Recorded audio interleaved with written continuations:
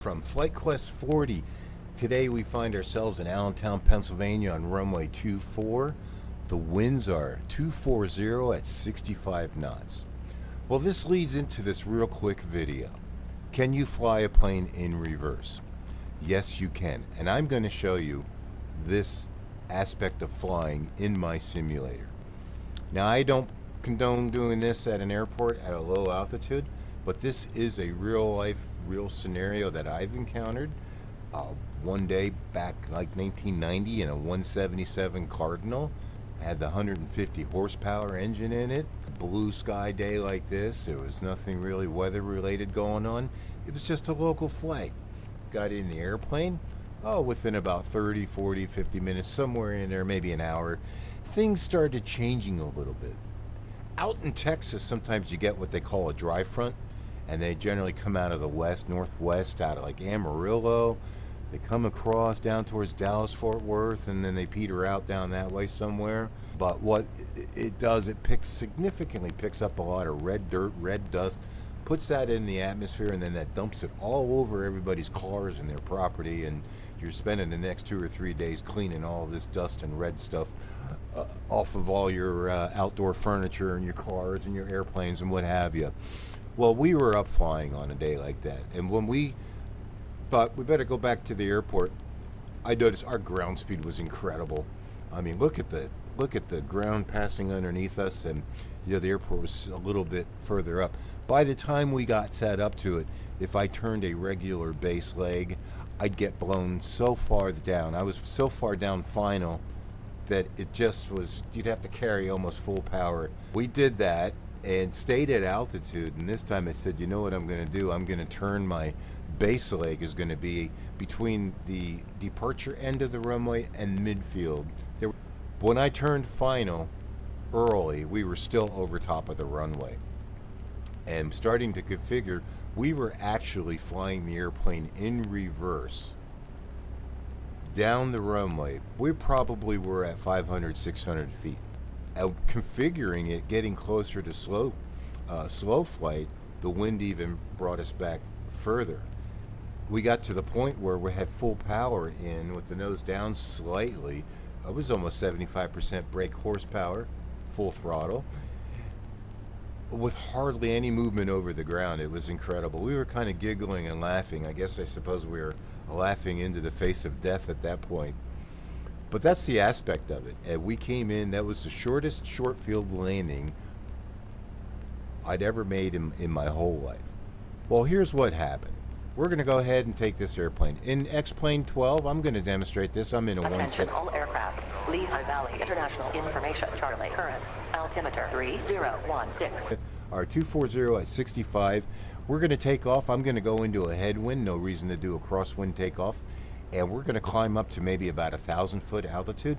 I'm going to configure the airplane for landing, and we're going to fly this plane in reverse down the runway and come back in and set down right where we're at now. Touchdown zone marks that are just ahead of the runway numbers. We'll try to get back. I'll take a look at the runway numbers 24, and we'll come in for a landing. This may be like a helicopter landing.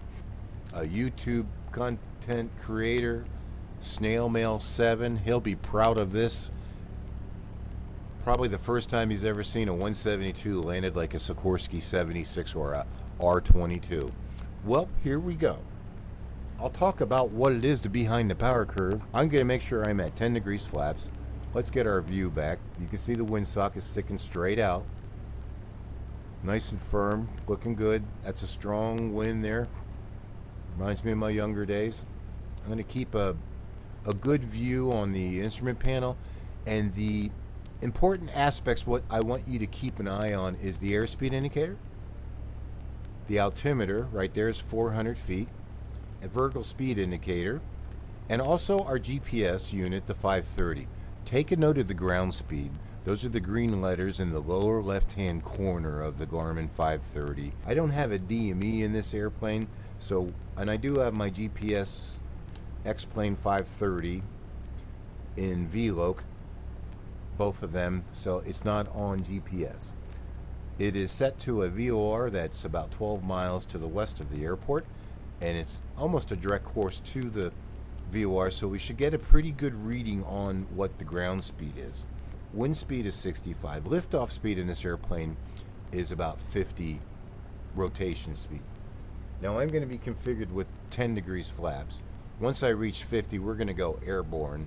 We already have about 40 knots of that wind hitting the airplane. So all I need is another 15 knots of airflow over the wing to get me airborne. And it's going to happen quite quickly. We probably won't even make it to the end of the runway. We'll get up to 1,000 feet. We're going to drive the airplane back in reverse and come in for a landing. We're going to go into an area that we call Welcome to the Twilight Zone. No, we're going to go into an area that we classify as the region of reverse command. And what does that mean? That means the region, the area that you have the airplane configured in the lift and drag ratio, that it actually takes more power to fly the airplane slower to keep it airborne. Once you reach the critical angle of attack, once you reach maximum power, the airplane cannot increase angle of attack any further without stalling, and we no longer have any extra power in there. So if we exceed the critical angle attack, the only thing that we can do is to reduce the nose.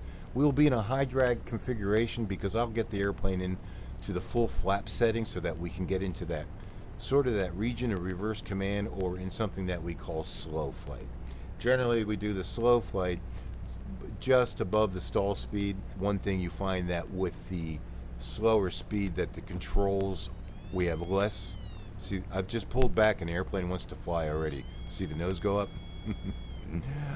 It takes more control applications to keep the airplane going. So you can make these big gross movements without upsetting the direction of the plane. The faster you go, you have more control, you have more response to the control inputs, so therefore you're not going to do that at cruise speed.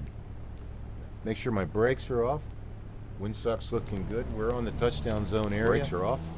Full power. Airspeed's alive. Already at 40. There's 50. Nose comes up. We're flying.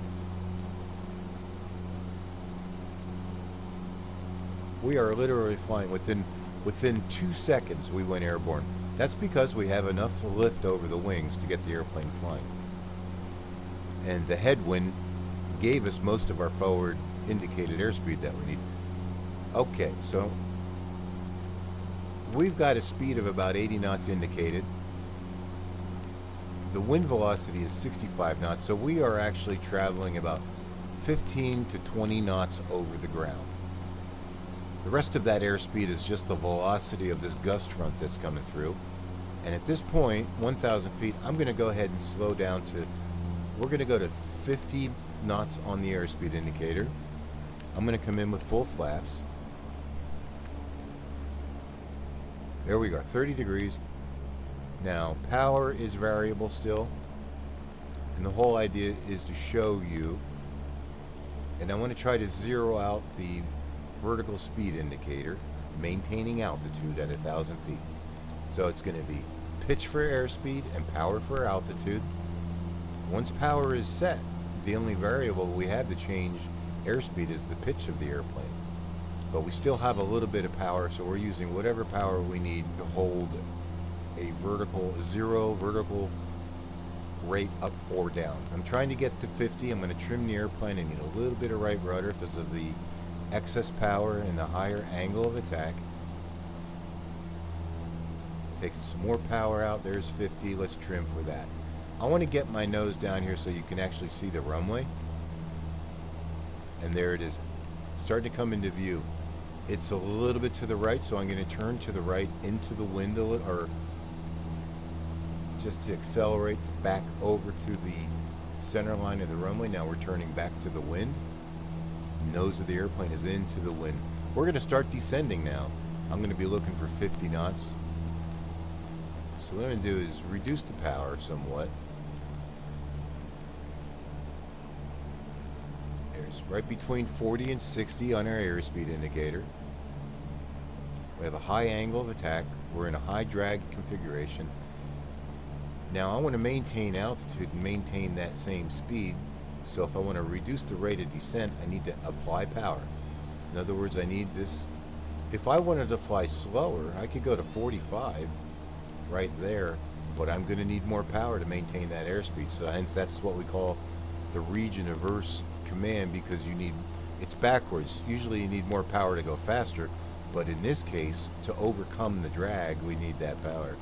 This isn't a series on slow flight, but I'm just showing you that is it possible to fly an airplane in reverse? I'm going to bring the power out now. We're going to start descending. I want to be looking, get a little bit lower here so you can almost see the reversing of the airplane.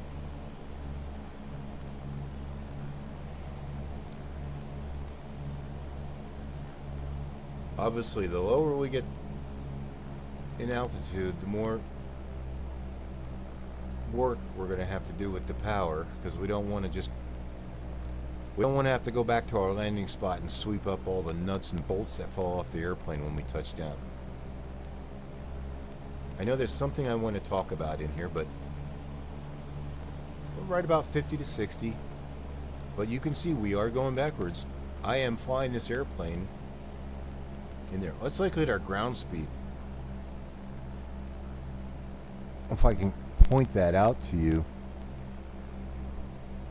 this area right here, that's what I'm looking at.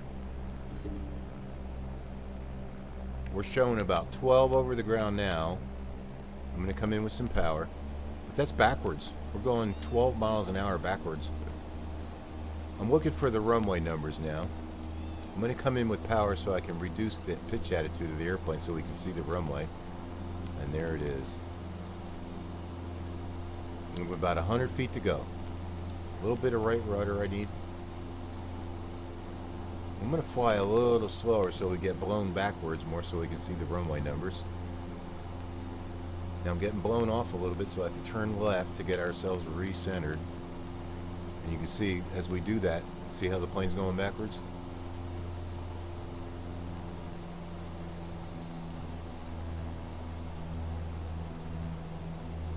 Pitch and power equals performance. We are actually pretty much hovering over the runway now at this point. But I want to get blown backwards. So the winds are 65, our airspeed is at 50, that's 15 miles per hour. I don't think many people even back their car up that fast. Tower has cleared us to land anywhere.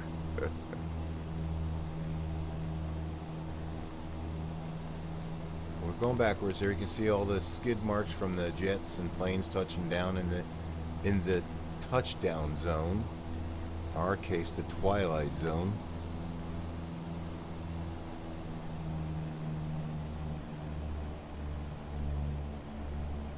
You can see my control usage is very, very aggressive.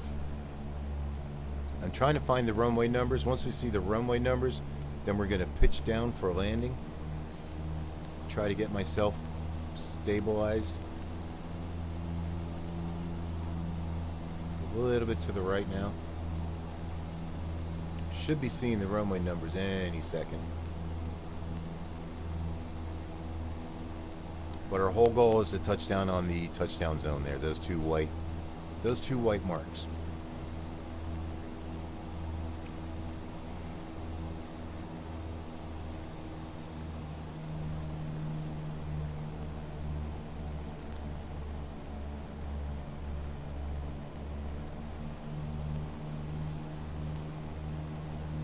Concentrating. As you can see, we are in reverse. We're getting there. I'm going to go a little slower so we can get blown backwards. There's the windsock we were watching there. Come back to the right.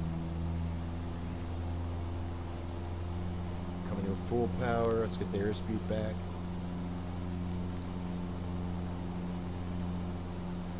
And there's the runway numbers right there, 24.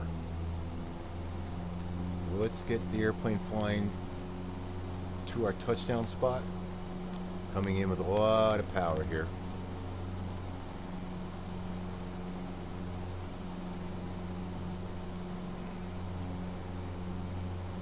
Hey, Mac Parker, this one goes out to you. Now you know what I mean when I said I'll show you how to fly an airplane in reverse. This is kind of like parallel parking. How to fly an airplane in reverse, almost like parallel parking on the runway. I had a viewer had asked me what one of my scariest moments in an airplane was in the time that I've been flying in the real deal. And I remembered this. We were kind of worried about it, and it was a little bit scary because I'd never experienced anything about it. And we had come over across the runway. So, Mike Miner, this goes out to you also. This would be one of the scariest moments, but for some reason we were laughing in the face of death as we were trying to come in to land this airplane. I'm indicated 80 knots now. Let's see if we just get it to touchdown. This one's for you, Snail Mail 7, helicopter, Sikorsky. This is the Cessna Skyhawk 172.